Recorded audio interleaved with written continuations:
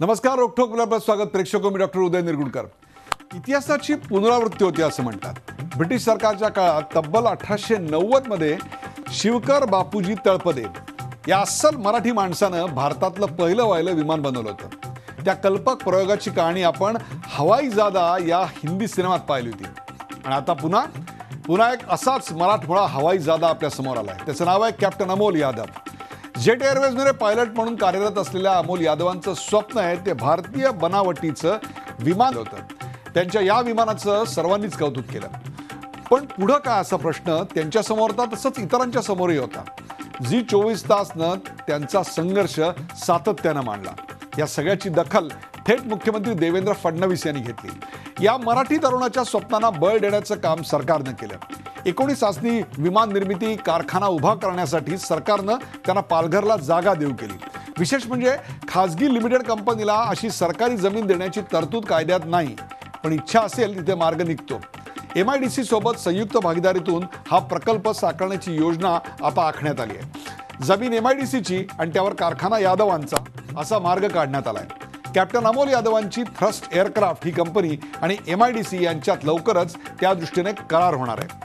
यादव यांचं स्वप्न साकार होण्याच्या दृष्टीनं पहिलं पाऊल तर पडलंय, पण अडचणी अजून संपलेल्या नाही आहेत. विमान निर्मिती कंपनीसाठी लागणारा निधी कसा उभा करायचा हा सर्वात गहन प्रश्न त्यांच्या समोर आज उभा आहे. कॅप्टन अमोल यादव यांच्यासारखे हजारो तरुण आज महाराष्ट्राच्या कानाकोपऱ्यात आहेत. आपापल्या घरात, गच्चीवर, शेतात नानाविध आयडियांच्या कल्पना ते लढवत आहेत. पण ती स्वप्न प्रत्यक्षात साकारण्यासाठी भांडवल कुठून आणायचं, आयडियापासून बिझनेस कसा उभा करायचा या विवंचनेत ते आहेत. या सगळ्या तरुणांच्या नाविन्यपूर्ण कल्पनांना मूर्त स्वरूप देण्यासाठी, त्यांच्यातल्या उद्योजकतेला खतपाणी घालण्यासाठी गरज आहे ती योग्य मार्गदर्शनाची, पाठिंब्याची, त्यांच्या पाठीवर कौतुकाची थाप मारण्याची. आपल्या सगळ्यांना महेंद्र धोनी याचा हेलिकॉप्टर शॉट तो माहिती आहे. त्या हेलिकॉप्टर शॉट लगवायला एक प्रकारची ताकद लागते. त्यासाठीच आजचा हा खास रोकटोक कार्यक्रम, उद्योजकतेचा हेलिकॉप्टर शॉट.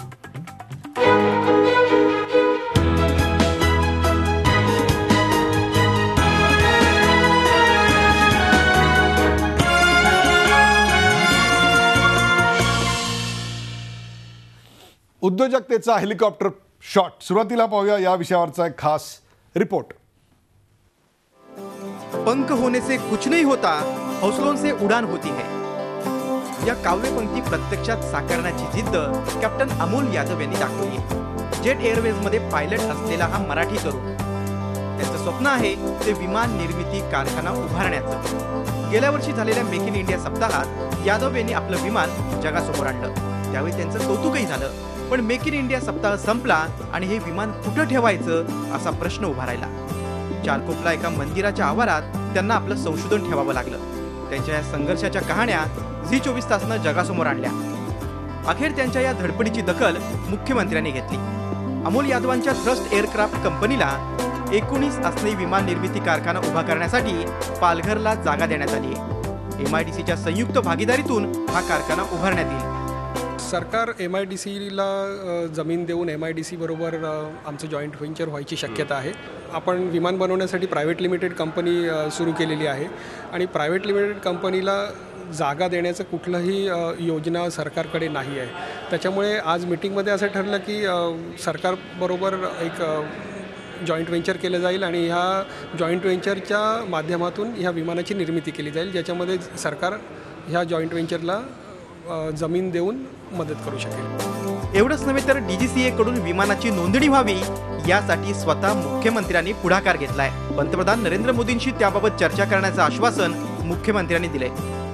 DGCAच्या किंवा सरकारी कामांच्या जी वेळखाऊ प्रक्रिया आहेत, ही प्रक्रिया कमीत कमी करण्यासाठी मुख्यमंत्र्यांनी स्वतः ठरवलेलं आहे की ते आता पंतप्रधानांना पत्र लिहिणार आहेत आणि ही जी वेळखाऊ प्रक्रिया आहे ती कमीत कमी करावी अशी विनंती त्यांना करणार आहेत. आणि मला नक्कीच खात्री आहे की आपल्या देशाचे माननीय पंतप्रधान श्री नरेंद्र मोदी हे ह्या प्रकरणात लक्ष घालून ह्या DGCAच्या ज्या वेळखाऊ प्रक्रिया आहेत त्या कमी करण्याचा नक्की प्रयत्न करतील. कॅप्टन अमोल यादव यांच्या विमान निर्मितीच्या स्वप्नाला आता खरे पंख मिळाले. त्यांच्या या भरारीमध्ये झी 24 तासनं एक खारीचा वाटा उचललाय. आता प्रत्यक्षात पालघरच्या कारखान्यात तयार झालेलं पहिलं भारतीय बनावटीचं विमान आकाशात कधी झेप घेणार याची उत्सुकता लागून राहिली आहे. दीपक भातुसे, झी मीडिया, मुंबई. उद्योजकतेचा हेलिकॉप्टर शॉट या विषयावरचा हा रिपोर्ट आपण पाहिलात आणि त्याची चर्चा करण्यासाठी आपण आमंत्रित केलं. आपल्या सोबत आहेत आजच्या या एपिसोडचे कथानायक कॅप्टन अमोल यादव. कॅप्टन अमोल यादव, आपल्या या कार्यक्रमात स्वागत. आपल्याबरोबर आहेत प्रसिद्ध उद्योजक आणि त्याहीपेक्षा सुद्धा अर्थ सल्लागार किंबहुना अमोल यादव सारख्या शेकडो तरुणांना ज्यांचं मार्गदर्शन लाभतं अर्थसहाय्यासाठी अत्यंत बहुमोल अशा सूचना त्यांच्या प्रदीर्घ अशा 40 वर्षाच्या कॉर्पोरेट सेक्टरमधल्या कारकिर्दीतनं जे करू शकतात असे दीपक घैसास आपल्याबरोबर. दीपकजी, आपलं या कार्यक्रमात स्वागत. प्रेक्षको, 1947 साली जेव्हा आपल्याला स्वातंत्र्य मिळालं आणि नियतीशी करार केला तेव्हा साधी इथे टाचणी बनत नव्हती. त्या भारत देशात आज जवळपास 70 वर्षानंतर एक तरुण, सर्वसामान्य घरातला, तुमच्या आमच्या घरातला एक सर्वसामान्य तरुण आपल्या घराच्या गच्चीवर एका छोट्याशा जागेमध्ये विमान काय बनवतो आणि आज त्याचं स्वप्न पूर्ण होण्याच्या दृष्टिकोनातून पहिलं अत्यंत महत्त्वाचं पाऊल काय पडतं. जिथं टाचणी बनत नव्हती तिथं आता विमानं बनू लागली आणि ती सुद्धा कोणी टाटा, बिर्ला, अंबानी यांच्या घरातला मुलगा हे स्वप्न बघत नाही आहे, तर तुमच्या आमच्या घरातला एक साधा यादव कुटुंबातला मुलगा हे स्वप्न पाहतोय आणि सरकार देखील अत्यंत सकारात्मकपणे या सगळ्या गोष्टींकडे पाहत आहे.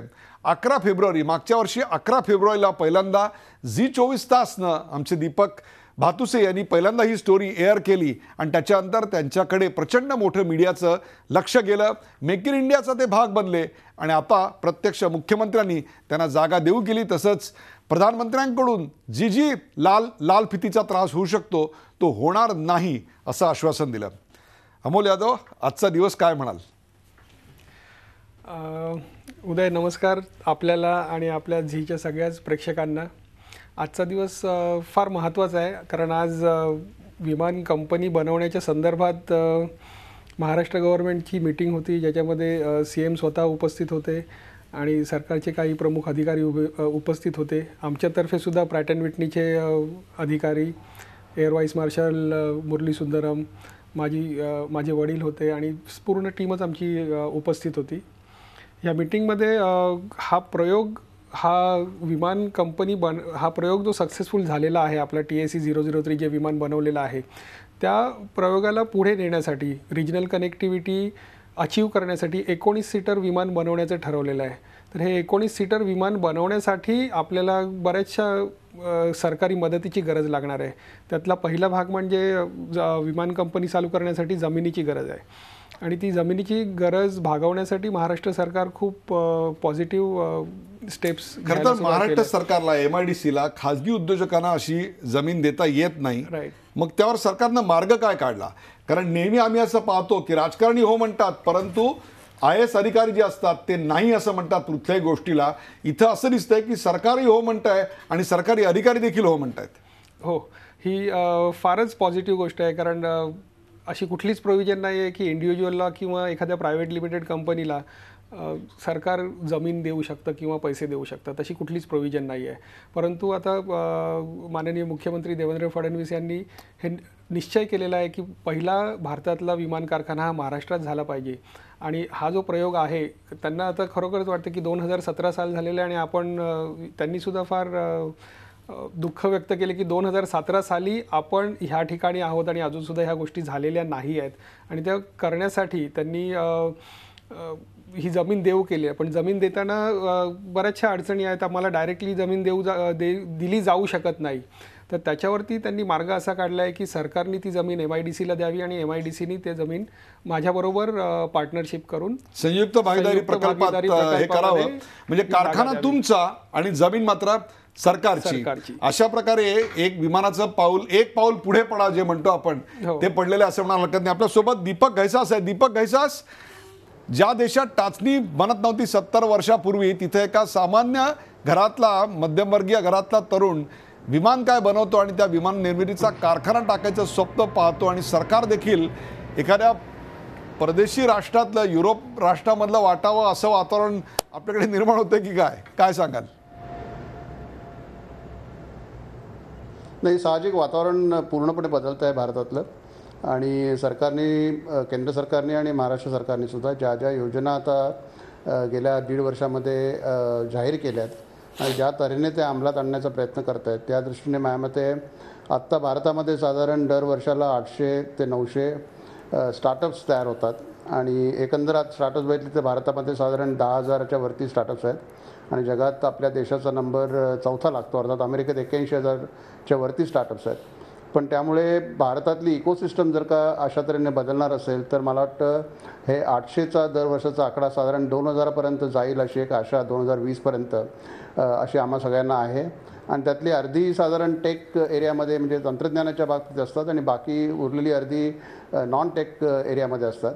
आणि त्यामुळे हल्ली आणि ॲव्हरेज एज हे सर्वात सांगायची गोष्ट चांगली म्हणजे ॲव्हरेज एज स्टार्टअप्स करणाऱ्यांचं 28 वर्षाचं आहे आजच्या अनुभवाप्रमाणे. त्यामुळे 28 वर्षाची सरासरी असलेली वयाची मुलं मुली या स्टार्टअप्सच्या एरियामध्ये येत आहेत आणि त्यांना लागणारं फंड्स, त्यांना लागणारं इन्फ्रास्ट्रक्चर याची प्रोव्हिजन कशी काय जास्त चांगल्या त्यांनी करता येईल आणि त्याही पुढे जाऊन ईज ऑफ डुईंग बिझनेस म्हणजे सुकरता उद्योगधंद्याकरता लागते करण्यासाठी त्याच्यामध्ये कायदे, टॅक्सेस, कर प्रणाली हे सगळ्या गोष्टी असतात. या सगळ्यांची सुविधा कशी या स्टार्टअप्सना, नवीन स्टार्टअप्सना स्पेशली कशी करून देता येईल की ज्या योगे त्यांना सगळ्या स्टार्टअप्स करणाऱ्या प्रमोटर्सना त्यांच्या उद्योगाकडे जास्त लक्ष देता येईल आणि इतर बाबतीत जी लालफितीपणा असतो म्हणा किंवा इतर जे त्रास असतात सरकारी ते न होता त्यांना त्यांच्या उद्योगाकडे कसं जास्तीत जास्त कॉन्सन्ट्रेट करता येईल आणि त्या दृष्टीने एम्प्लॉयमेंट किती वाढवता येईल. कारण हे 11,000 12,000 स्टार्टअप जे आहेत ते साधारण 2,50,000 एम्प्लॉयमेंट क्रिएट करतात. पण याच्या पुढे जर का एम्प्लॉयमेंट आणखीन क्रिएट करायची असेल तर आणखीन स्टार्टअप्स येणं आणि त्या यशस्वी होणं ही आपल्या सगळ्यांची जबाबदारी आहे. आत्ता तुम्ही बरेच मुद्दे मांडले, त्यातला एक एक मुद्दा आपण चर्चेला घेऊया आणि त्यातला पहिला मुद्दा तो म्हणजे ही जी 28-29 वयाची मुलं आहेत ज्यांना आपण एक प्रकारे ग्लोबलायझेशन किड्स, दीपक गैसास आपण त्यांना ग्लोबलायझेशन किड्स म्हणू शकतो. 1991 सालच्या अर्थसंकल्पानं भारतीय अर्थव्यवस्थेला एक प्रकारे खुलं केलं आणि जगाशी स्पर्धा आली, जागतिक दर्जाची प्रोडक्ट्स आमच्याकडे आली आणि आमच्या भारतीय कंपन्यांना देखील MNC म्हणजेच मल्टीनॅशनल कंपनी बनण्याची स्वप्न पडू लागली आणि त्यातूनच कुठेतरी एक प्रकारे नवा भारत उदयाला आला. या नव्या भारतात जन्माला आलेली मुलं आत्तापर्यंतच्या कोंदटलेल्या वातावरणापेक्षा अत्यंत वेगळा विचार करतायत. हंतरून पाहून पाय पसरावेत यापेक्षा पाय जेवढे लांब तेवढे हंतरून आम्ही करू अशी जिद्द त्यांच्या मनामध्ये आहे. अमोल यादव, उद्योजकतेला घराची पार्श्वभूमी लागते असं मानणाऱ्यांचा एक फार मोठा वर्ग कदाचित हा कार्यक्रम बघत असेल. तुमच्या घरात सायकल निर्मितीचा, स्कूटर निर्मितीचा असा कोणाचा कारखाना होता का किंवा कुठल्याही निर्मितीचा असा काही कारखाना होता की जेणेकरून तुम्हाला डायरेक्ट विमानच विमानात तयार करावं असं वाटलं? माझं फॅमिली, आम्ही जॉईंट फॅमिलीमध्ये राहतो. आज आम्ही 19 जण एका घरात राहतो. ओ दॅट्स गुड. आणि त्याच्यामुळे एकत्र कुटुंबीय आणि एकमेकांची काळजी घेणं ह्यातून बऱ्याचशा गोष्टी ज्या आपल्याला बिझनेसमध्ये नंतर उपयोगी पडणार आहेत. जो आता आपण छोटासा कारखाना सुरू केलेला आहे आणि ह्या कारखान्यामध्ये जे सगळे आपले टीम मेंबर्स आहेत हे सगळे आमच्या एकत्र कुटुंबीयासारखेच राहतात. आता हा उद्योजकतेचा वारसा असं मी म्हणणार नाही, पण आम्ही बिझनेसमध्ये होतो, आम्ही कन्स्ट्रक्शन बिझनेसमध्ये होतो. माझे बंधू अजूनसुद्धा कन्स्ट्रक्शनचा व्यवसाय करतात आणि ही एकच पार्श्वभूमी आहे. परंतु एखादी गोष्ट बनवणं, सायकल बनवणं किंवा विमान बनवणं ह्याची पार्श्वभूमी माझ्या फॅमिलीमधून नाही आलेली. दीपक गैसास, आपल्याकडे पूर्वी जे आत्ता 50शीचे आहेत त्यांना आईवडील म्हणायचे की तुमचा जन्म स्वातंत्र्यानंतर झाला आणि आमचा जन्म स्वातंत्र्याच्या आधी झाला. त्याचबरोबर आपण इतिहासाच्या पुस्तकांमध्ये एक नेहमी असं वाचायचो इसवी पूर्व आणि इसवी नंतर. तसं आता अमोल यांची एक नवीन पिढी जन्माला आलेली आपल्याला दिसते आहे. ती बिफोर गुगल आणि आफ्टर गुगल किंवा बिफोर ग्लोबलायझेशन आणि आफ्टर ग्लोबलायझेशन, AG आणि BG अशी एक नवीन संकल्पना घेऊन येते आहे. या पिढीतली तरुण मुलं कुठलंही आव्हान पेलायला तयार आहेत. किंबहुना एकदम आपण विमान कसं करायचं असा विचार सायकलवर बसल्यानंतर सुद्धा ते करू शकतात. ही बदललेली मराठी कुटुंबातली मानसिकता, जिथं काही कर पण बँकेत नोकरीला लाग किंवा सॉफ्टवेअर कंपनीत नोकरीला लाग असं म्हणण्याचा काळ देखील मागे पडला का दीपक गैसास? हो, नक्की माझ्यामध्ये मागे पडला आहे. कारण आपण बरेचदा असं म्हणतो की भारत गरीब देश आहे, पण भारत गरीब देश आहे म्हणण्यापेक्षा भारत हा श्रीमंत देश आहे, पण त्यातली लोक गरीब आहेत. कारण आपली जी मनस्थिती होती ती नोकरी करण्याची होती, एस्पेशली महाराष्ट्रीयन समाजाची. पण ती आता माझ्या मते या नवीन पिढीमध्ये बिलकुल राहिलेली नाही आहे आणि प्रत्येकाला चांगल्या तऱ्हेने श्रीमंत व्हायचं आहे. कारण श्रीमंत होणं पूर्वी आपण मराठीत नेहमी म्हणायचो की दट्टीकट्टी गरिबी आणि लोळीपांगळी श्रीमंती, ते तर जाऊन आता दट्टीकट्टी श्रीमंती कशी आणता येईल याच्याकडे मुलांचं या सगळ्या लक्ष आहे. आणि त्यांना पूर्ण अशी आशा आहे की इकोसिस्टम भारतातली किंवा भारतातली बदललेली परिस्थिती आणि जागतिक एक एक्सपोजर जे प्रत्येक मुलीला मिळतं, त्यामुळे त्यांचीही एक ॲस्पिरेशन खूप चांगल्या तऱ्हेने वाढतं आहे. आणि त्यामुळे उद्योगात आपण कसं येता येईल, आपला उद्योग कसा मोठा करता येईल याची उदाहरणं त्यांना जगातच्या बाजारामध्ये दिसत आहेत, भारतामध्ये दिसत आहेत. आणि माझ्या मते सॉफ्टवेअर तुम्ही जर का शिकलेले असाल तर नोकरी करण्यापेक्षा जर का लक्ष्मीची आराधना चांगल्या तऱ्हेने केली तर सरस्वती आणि लक्ष्मी दोघेही एकत्र सहजपणे नांदू शकतात. आणि त्यामुळे आपल्याला हा श्रीमंत होण्याचा चांगला मार्ग आहे. आणि त्या श्रीमंतीचा देशाला, देशाच्या इकॉनॉमीला आणि त्यानंतर समाजालाही इतका मोठा फायदा होऊ शकेल की भारताला जर का महासत्ता बनवायची असेल तर नोकऱ्या करण्यापेक्षा सुद्धा आपण स्वतःचा उद्योग करून भारताच्या GDPमध्ये वाढ करण्याकडे जर का लक्ष दिलं तर माझ्या मते केवळ भारताच्या मार्केटमध्ये नव्हे तर जागतिक स्तरावर, आता ही लहान विमानांचा आपण जो प्रकल्प म्हणतो आहे की माझ्या मते तो कोइन्साईड फार चांगला होतो आहे. कारण आता गेल्या बजेटमध्ये साधारण 300 लहान विमानतळ बांधायची सरकारने योजना जाहीर केली. आता हे सगळे लहान विमानतळ जर का एकमेकांना जोडायचे असतील तर त्याकरता लहान विमानांची गरज आहे. आणि आज प्रत्येक लहान विमान आपल्याला इम्पोर्ट करायला लागतं. महाराष्ट्र सरकारने ही जमिनीबरोबरच जर का त्यांना सरकारचे पहिल्या काही ऑर्डर्स जर का त्यांच्याकडे दिल्या तर मला वाटतं त्यांच्या मार्केटिंगला आणि त्यांच्या उत्पादनाला खप मिळण्यासाठी किंवा मार्केट मिळण्यासाठी आणि एक डेमो दाखवण्यासाठी ही खूप चांगली व्यवस्था होऊ शकेल. तर मला सरकारला अशी विनंती आहे की नुसतं जमीन देऊन थांबू नका, त्यांना पूर्ण यशस्वीकडे कसं नेता येईल. आणि तुमचं जॉईंट व्हेंचर असेल तर शेअर्सची अपसाईड पण तुम्हाला सरकारला मिळू शकते. त्यामुळे पहिल्या मला वाटतं महाराष्ट्र सरकारने पुढची जी विमानं खरेदी करायची त्याची पहिली ऑर्डरही त्यांना द्यावी अशी माझी स्वतःची इच्छा आहे. बरोबर आहे. परंतु त्याचबरोबर दीपक घैसाजी, अगदी महाराष्ट्रामध्ये देखील स्वतःची विमानं असणारी अनेक माणसं गेल्या 10 वर्षात आपल्या आसपास आपल्याला दिसतात. ब्रेकवर जाण्यापूर्वी एक छोटासा प्रश्न आपल्याला येतो, म्हणजे बघाशी आपण जो एक मुद्दा काढलात तो होता ईज ऑफ डुईंग बिझनेस, म्हणजेच व्यवसायाच्या सुकरतेचा. आज इकडे एक प्रचंड मोठी कायदेशीर अडचण होती अमोल यादव यांच्या बाबतीत. त्यांच्याजवळ भांडवल नव्हतं, जागा नव्हती. परंतु देवेंद्र फडणवीस यांच्या सरकारने एक मार्ग काढला, तो म्हणजे MIDCला सरकारनं जागा दिली आणि MIDCने त्यांच्याबरोबर सामंजस्य करार केला. जागा MIDCची आणि प्रकल्प त्यांचा. एक प्रकारे ईज ऑफ डुईंग बिझनेस किंवा व्यवसायाच्या सुकरतेमध्ये एक वेगळं वळण आत्ता आलेलं आहे. किंबहुना यापासून स्फूर्ती घेऊन अनेक जण अशा प्रकारचे प्रकल्प महाराष्ट्र सरकारसमोर आणतील असं वाटतं. आणि मेक इन इंडियाला किंवा मेक इन महाराष्ट्राला चालना मिळेल याच्यातून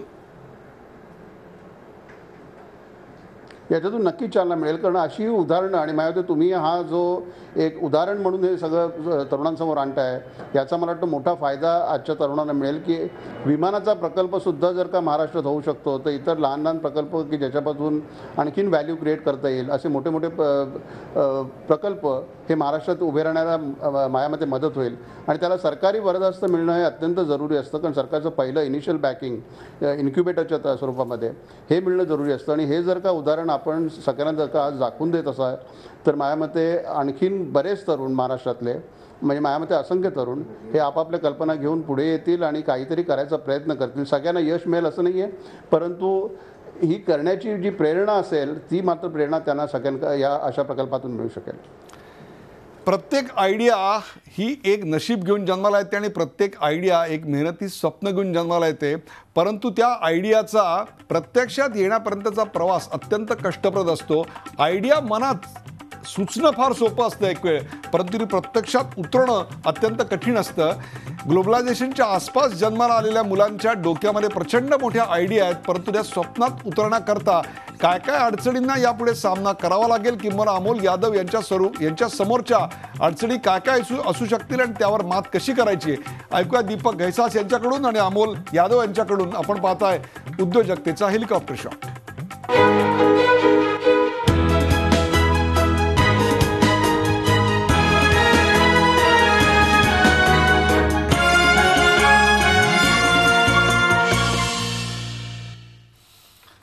उद्योजकतेचा हेलिकॉप्टर शॉट याविषयी आपण चर्चा करतो. आपल्या सोबत आहेत कॅप्टन अमोल यादव, ज्यांनी आपल्या घराच्या गच्चीवर चक्क थेट एक विमान तयार केलं आणि ते विमानाची भरारी आता उडण्याकरता दस्तूरखुद्द महाराष्ट्र शासनानं त्यांना जागा देऊ केली आहे. तशा प्रकारचा सामंजस्य करार लवकरच त्यांच्या आणि MIDCमध्ये होणार आहे.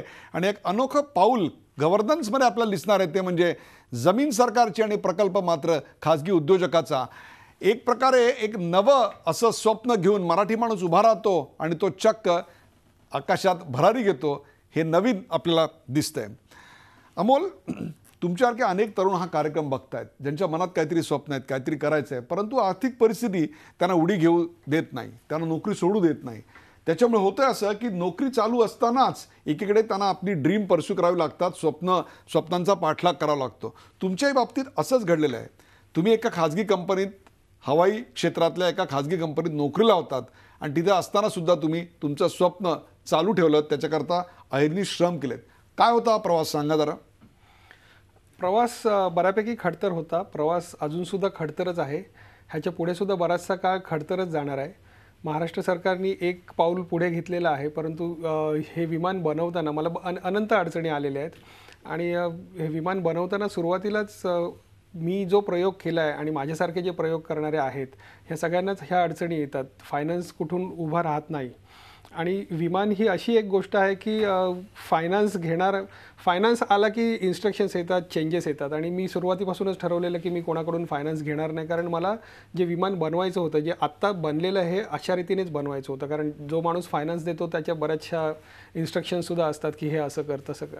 हे संपूर्णपणे तुमच्या खिशातल्या पैशातनं निर्माण झालेलं विमान आहे. म्हणून मी स्वतः नोकरी करत असताना माझ्या फॅमिलीकडनं, फ्रेंड्सकडनं आणि माझी नोकरी, ह्या सगळ्या गोष्टींमधून जे पैसे आले तेच पैसे ह्याच्यात वापरले. आणि त्याच्यामुळे हा प्रोजेक्ट खूप लांबला गेला. 5-6 वर्ष मी असं ऐकतोय की अहिर्निशपणे आपण या सगळ्याच्या मागे होतात. म्हणजे जे dream with it and sleep with it and drink with it, अशा प्रकारे आपण विमान निर्मितीचं स्वप्न पाहिलं. हो, आता सगळ्यांनाच माहीत झालं आहे की हे गच्चीवर मी बनवलेलं. त्याच्यामुळे नोकरी करून जो इतर वेळ होता, माणूस जेव्हा घरी येतो, तो मी घरी यायच्याऐवजी मी वरती एक माळा वर चढून गच्चीवर जायचो आणि ती सगळी कामं संपूनच मग मी घरी यायचो. त्याच्यामुळे कमीत कमी वेळ नोकरीमध्ये आणि जास्तीत जास्त वेळ विमानामध्ये असं मी करू शकलो. मला तुम्ही सांगा की तुमच्यासारखे अनेक तरुण आहेत की ज्यांना आज काहीतरी करायचं आहे, परंतु ते नोकरी सोडू शकत नाही आहेत, नोकरी त्यांना सोडता येत नाही आहे. तुमचा हा जो 5-6 वर्ष अयशस्वी झालं असतं तर प्रचंड मोठं अपयश तुमच्या कपाळी आलं असतं, सगळे पैसे वाया गेले असते. काय सांगाल असं अनुभवातून? मला वाटत नाही असं की मला अपयश आलं असतं, कारण यशस्वी झालो आहे असं मला अजून स्वतःला समजत नाही आहे. मला अजून हे पटत नाही आहे की मी यशस्वी झालेलो आहे.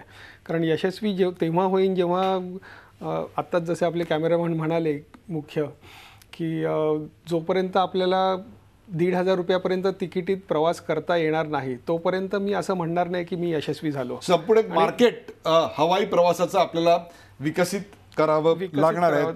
तीच खरी आत्ताची आहे. मित्रांनो, कल्पना सुचणं हा एक भाग आहे, परंतु कल्पना सुचल्यानंतर त्याला सहाय्य मिळाल्यानंतरही ती प्रत्यक्षात येऊपर्यंत अनेक प्रकारचे धोके आणि संधी असतात. आणि तिथंच तर आपल्याला दीपक घैसास सारख्या एखाद्या कॉर्पोरेट मॅनेजमेंट गुरुची आणि अर्थविषयक सल्लागाराची अत्यंत गरज असते. दीपक घैसास, जागा तर आता मिळेल अशा स्वरूपाची आश्वासक पावलं पडलेली आहेत. मग याच्या पलीकडे जाऊन काय काय त्यांना धोके आणि काय काय संधी त्यांच्यासमोर उपलब्ध आहेत, त्यांनी काय वाटचाल करावी असं वाटतं आपल्याला?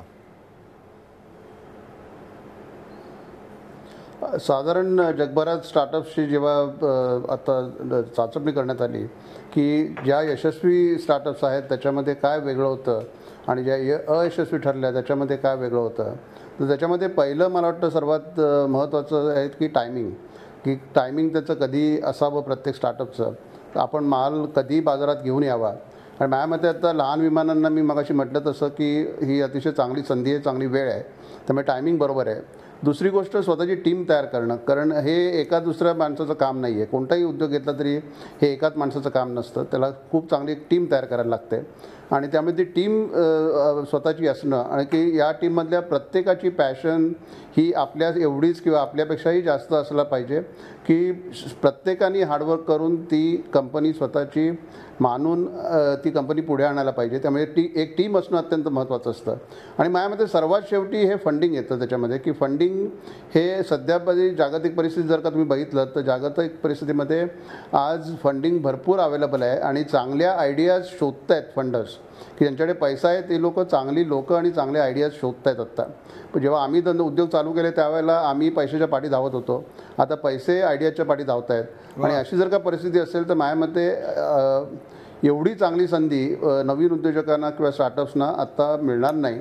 त्यामुळे प्रत्येकाने आपली आयडिया ही पुढे करणं, पण त्याकरता टायमिंग बरोबर असणं, स्वतःची मोठी चांगली टीम तयार करणं मोटिवेटेड, आणि तिसरं म्हणजे त्याच्याकरता लागणारा पैसा उपलब्ध करून घेणं, की उद्योग सुरू झाल्यानंतर मग पैशाची चणचण होता कामा नये, आणि त्याकरता लागणारं भांडवल, त्याकरता लागणारं मार्केटिंग, त्याकरता लागणारा प्रोडक्शन लाईन, त्याच्याकरता लागणारी क्वालिटी, या सगळ्या गोष्टींकरता गोष्टींकडे जर का लक्ष दिलं तर मला वाटतं उद्योग एखादा यशस्वी होण्याला जास्त मदत होते. अशाच प्रकारच्या अनेक आयडिया दीपक गैसास आत्ता तरुण मुलांच्या डोक्यात आहेत. यंग इनोव्हेटर अवॉर्ड अशा नावाचं एक अवॉर्ड दरवर्षी आम्ही करतो. त्याच्यामध्ये आपण काही मागच्या वर्षी आपण पाहिलेत की अनेक नवीन कल्पना घेऊन मुलं येतात, परंतु कल्पना ते प्रत्यक्ष याच्यामधल्या प्रवासातला सर्वात मोठा धोका कुठला असतो की जिकडे अनेक मुलं थांबून जातात? अशी अनेक मुलं आत्ता कार्यक्रम बघतायत, त्यांचे आईवडील कार्यक्रम बघतायत, त्यांच्यासाठी काय सांगाल?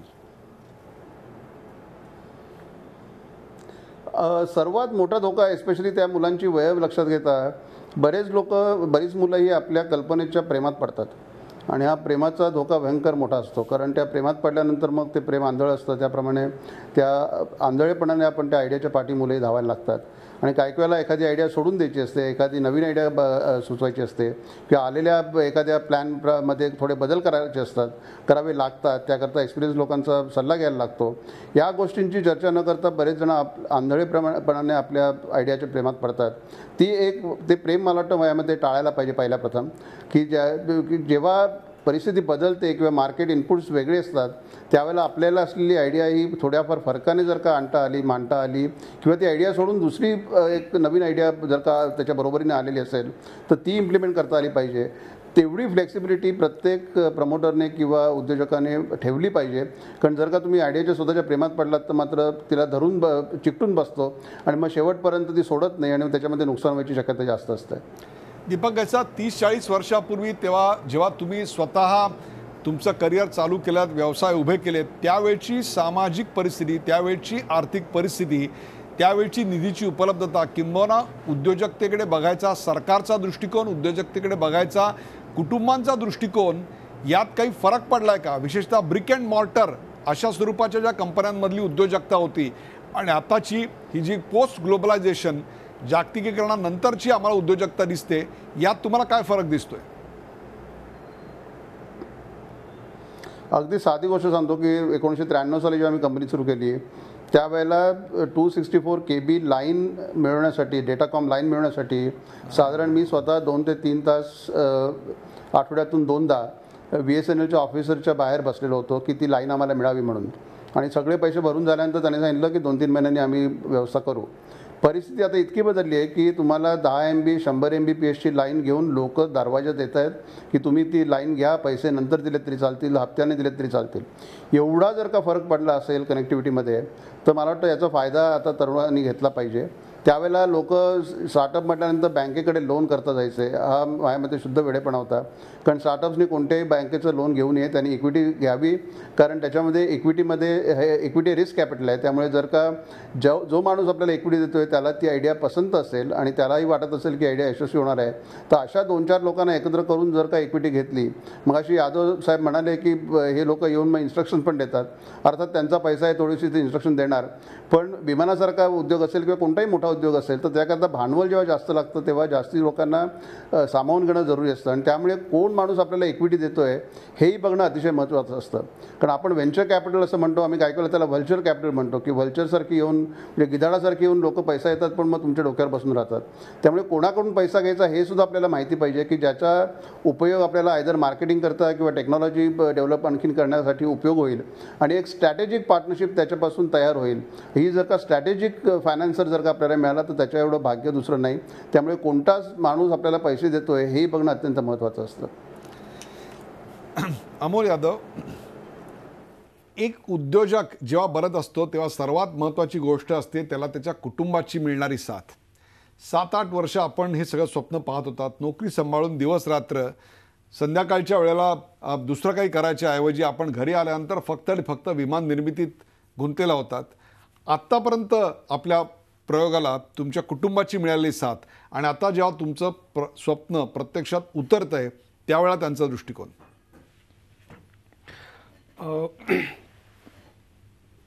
हे जे स्वप्न आहे हे प्रत्यक्षात उतरणार ह्याची खात्री आम्हाला सगळ्यांना पहिल्यापासूनच होती आणि गेली 17 वर्ष मी, माझे कुटुंबीय, माझे मित्र आम्ही सगळेच जण ह्या प्रोजेक्टच्या मागे लागलेलो आहोत.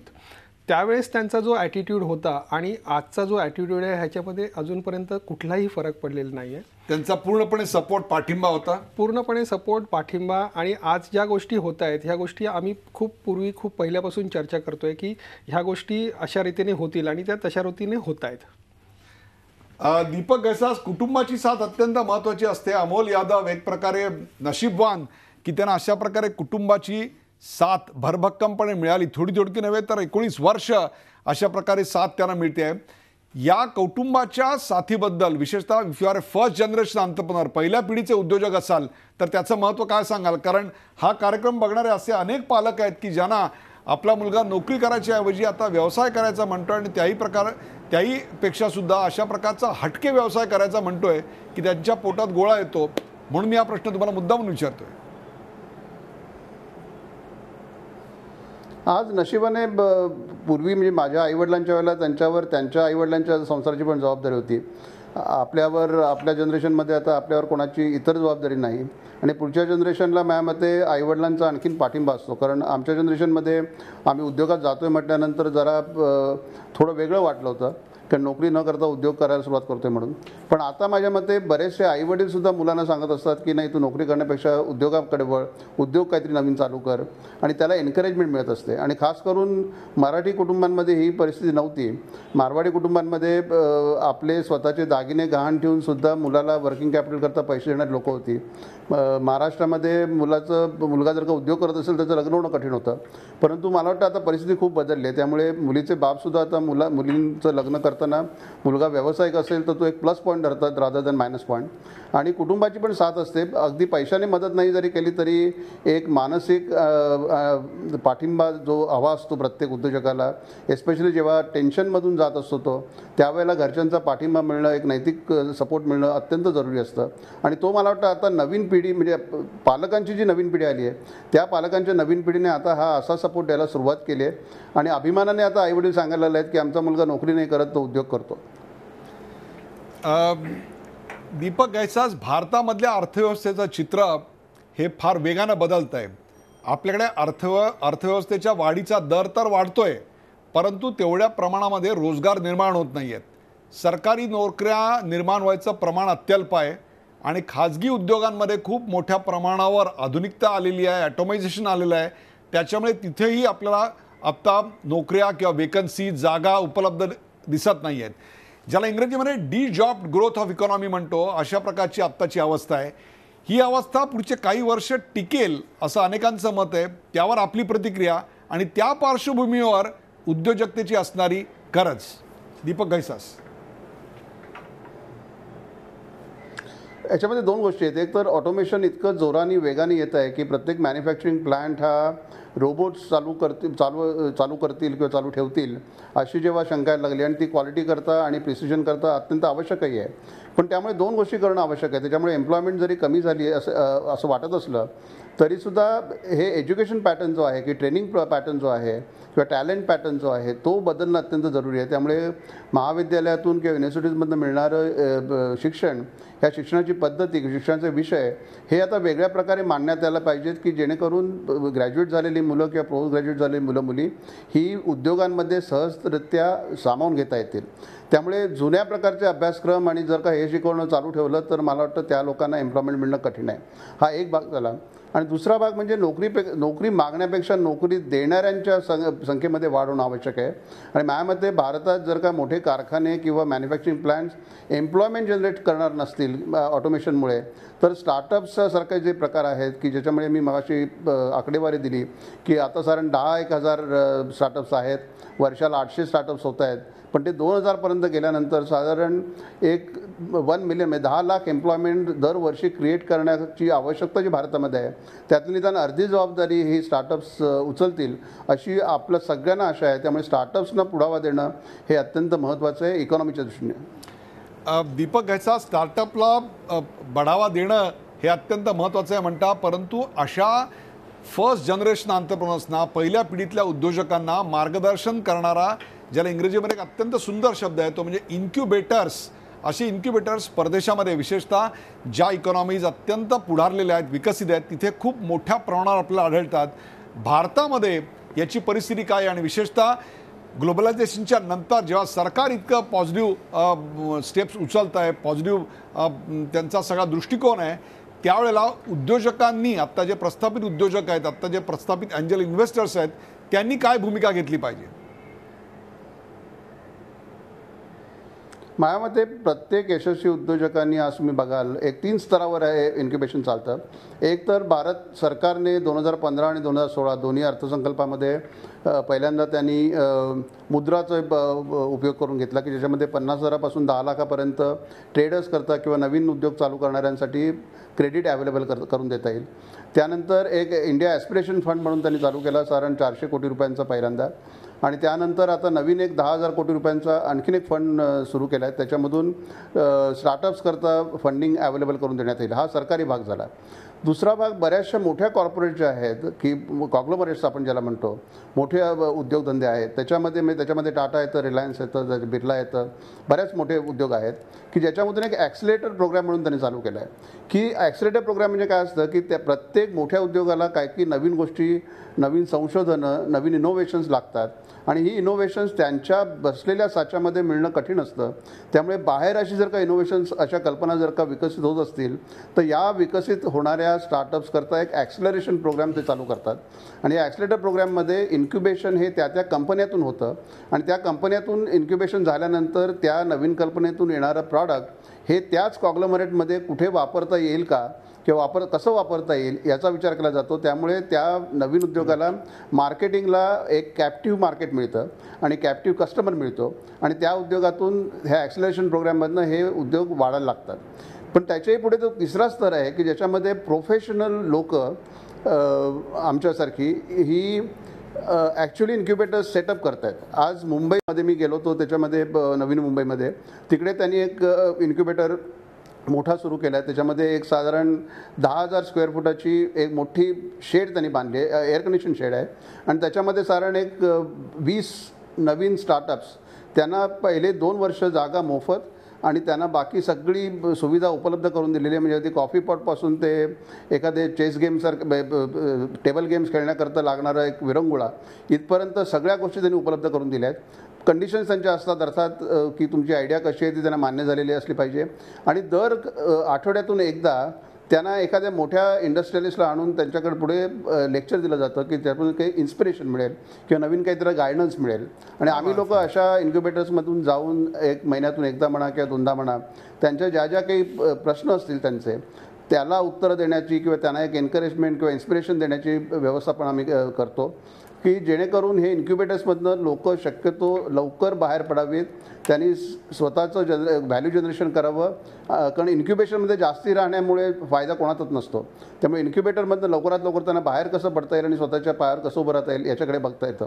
त्यामुळे 3 स्तरावर, एक सरकारी स्तर, एक मोठे कॉग्लोमरेट्स आहेत त्यांचा स्तर आणि हे प्रायव्हेट इन्क्युबेटर्स, या 3 एकंदर पिलर्सवर मला वाटतं आता जी इकोसिस्टम तयार झालेली आहे भारतामध्ये, एस्पेशली शहरांमधनं, त्या इकोसिस्टमचा स्टार्टअप्स करता खूप मोठा फायदा होणार आहे. प्रेक्षको, उद्योजकतेचा हेलिकॉप्टर शॉट या विषयावरची ही रंगलेली चर्चा आपण पाहिली. खाद्य उद्योजकांना जमीन देण्याचं धोरण नसताना देखील सरकारनं विमान निर्मिती कारखाना उभारण्याकरता जमीन आणि निधी देऊ करायची तयारी दाखवली. आमच्या घरात कुणी सायकल सुद्धा साधी बनवली नव्हती, पण आता विमान निर्मिती कारखाना आम्ही उभारतोय, असं कॅप्टन अमोल यादव यांनी अभिमानाने सांगितलं. देशातलं वातावरण बदलत आहे, अनेक स्टार्टअप कंपन्या सुरू होत आहेत. विशेष म्हणजे या कंपन्या सुरू करणाऱ्या उद्योजकांचं सरासरी वय निव्वळ 27-28 एवढंच आहे. व्यवसाय उभारणीत सुकरता आणण्याकरता सरकार प्रयत्न करत आहे. अशा उदयोन्मुख उद्योजकांना प्रोत्साहन दिलं जात आहे. कॅप्टन अमोल यादव यांचं उदाहरण नव्या उद्योजकांकडे एक प्रकारे आदर्श म्हणून ठेवता येईल. त्यातून त्यांना प्रेरणा मिळू शकेल. सरकारनं केवळ जमीन देऊन तिथे थांबू नये, तर पहिल्या काही विमानांची ऑर्डर सुद्धा सरकारने द्यावी, अशी सूचना दीपक घैसास यांनी केली. प्रेक्षको, एखादी कल्पना घरी नेऊन आयुष्यभर आपल्या सोबत ठेवण्यापेक्षा ती प्रत्यक्षात साकारण्याकरता प्रयत्न करणं केव्हाही चांगलं. कॅप्टन अमोल यादव हे देखील आयुष्यभर ही कल्पना त्यांच्या डोक्यात ठेवू शकले असते. पण त्याऐवजी त्यांनी त्या कल्पनेला मूर्त स्वरूप आणण्याकरता धडपड केली, अविश्रांत मेहनत केली. त्यांच्या या धडपडीला मेक इन इंडियामुळे यश आलं. मेक इन इंडियाच्या रूपानं उद्योजकतेसाठी सकारात्मक वातावरण निर्माण झालंय. त्याचं प्रमाण करायची थोडं कमी जास्त असेल, पण जे घडतंय ते आश्वासक आहे एवढं मात्र नक्की. ही जी पिढी आहे ना, बिफोर गुगल पिढी, ती आफ्टर गुगल पिढी, या दोन वेगळ्या पिढ्या आहेत. आणि आफ्टर गुगल पिढी एक वेगळा विचार करते. नोकऱ्या मागण्याऐवजी नोकऱ्या देणारे बनण्याची त्यांची धडपड सुरू झाली आहे. अशाच उद्योजकतेला खत पाणी घालण्याचं काम गेले 2 वर्ष झी 24 तास सातत्यानं करत आहे. कॅप्टन अमोल यादव यांच्यासारखे अनेक उद्योजक जन्माला यावेत, त्यासाठीच आम्ही सुरू केला एक खास नाविन्यपूर्ण उपक्रम.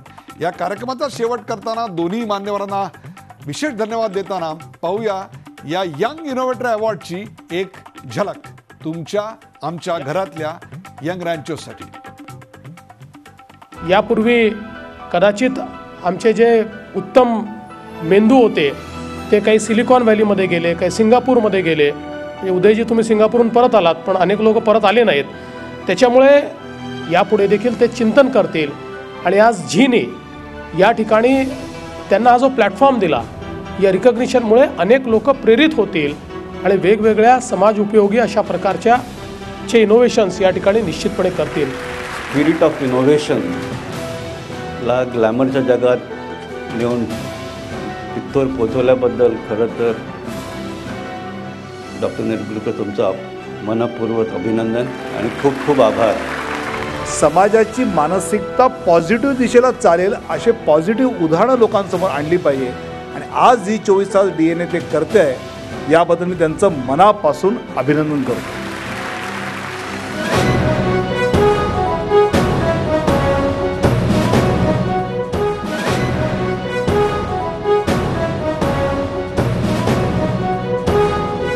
I am indeed happy to associate myself with this program organized by the popular Marathi news channel G24 Stars. माध्यमांच्या अनेक कार्यक्रमामध्ये जाण्याची संधी मला मिळते, पण जर मला विचारलं की या सगळ्या कार्यक्रमांमध्ये सर्वात जास्त आवडणारा कार्यक्रम कुठला, तर मी म्हणेल तो कार्यक्रम म्हणजे यंग इनोव्हेटर्स अवॉर्ड. असे कार्यक्रम करत असताना जो उद्देश खऱ्या अर्थाने डॉक्टर उदय निरगुडकर आणि त्यांच्या सर्व सहकाऱ्यांचा आहे, तो खऱ्या अर्थाने कुठेतरी अजून 1 पाऊल नाही तर 4 पावलं पुढे जाऊ शकतो. हा उपक्रम हा खरोखरच अतिशय क्रांतिकारक वाटतो. ह्याची एक चळवळ चालू केल्याबद्दल झी 24 तासचे आणि उदय निरगुडकरचे धन्यवाद देतो. Young innovator award. झी 24 तास रहा एक पाऊल पुढे.